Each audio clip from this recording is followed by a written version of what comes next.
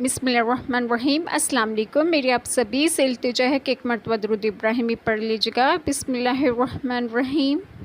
अल्लाहुम्मा सल्ली अला मुहम्मदिन व अला आलि मुहम्मदिन कमा सल्लैता अला इब्राहीम व अला आलि इब्राहीम इन्नका हमीदुम मजीद। अल्लाहुम्मा बारिक अला मुहम्मदिन व अला आलि मुहम्मदिन कमा बारकता अला इब्राहीम व अला आलि इब्राहीम इन्नका हमीदुम मजीद। बिस्मिल्लाहिर्रहमानिर्रहीम।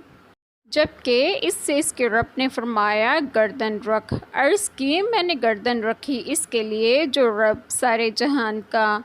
और इसी दिन की वसीयत की इब्राहीम अलैहिस्सलाम ने अपने बेटों को और याकूब अलैहिस्सलाम ने कि ए मेरे बेटो, बेशक अल्लाह ने ये दिन तुम्हारे लिए चुन लिया तो ना मरना मगर मुसलमान, बल्कि तुम में कि खुद मौजूद थे जब याकूब अलैहिस्सलाम को मौत आई। जबकि इसने अपने बेटों से फरमाया मेरे बाद किसकी पूजा करोगे?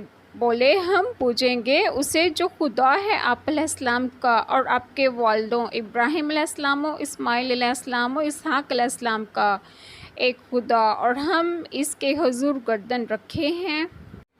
बिस्मिल्लाहिर्रहमानिर्रहीम। आज जो बात मैं आप लोगों से डिस्कस करूंगी वो ये है शान नज़ूल। ये आयत यहूद के हक़ में नाजिल हुई। इन्होंने कहा था कि हज़रत याकूब अलैहिस्सलाम ने अपनी वफ़ात के रोज़ अपनी औलाद को यहूदी रहने की वसीयत की थी। अल्लाह ताला ने इनके इस बहतान के रद्द में ये आयत नाजिल फरमाई।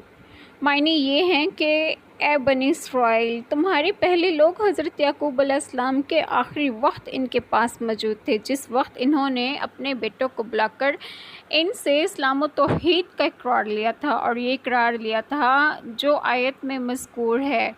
हज़रत इस्माइल अलैहिस्सलाम को हज़रत याकूब अलैहिस्सलाम के आबा में दाखिल करना तो इसलिए है कि आप अलैहिस्सलाम इनके चचा हैं, और चचा बमंज़िला बाप के होता है, जैसा कि हदीस शरीफ में है। और आप अलैहिस्सलाम का नाम हज़रत इसहाक अलैहिस्सलाम से पहले ज़िक्र फरमाना दो वजह से है। एक तो ये है कि हज़रत इसहाक अलैहिस्सलाम से 14 साल बड़े हैं, दूसरे इसलिए कि आप सल्लल्लाहु अलैहि वसल्लम के जद हैं, यानी हज़रत इब्राहीम अलैहिस्सलाम और याकूब अलैहिस्सलाम और इनकी मुसलमान औलाद।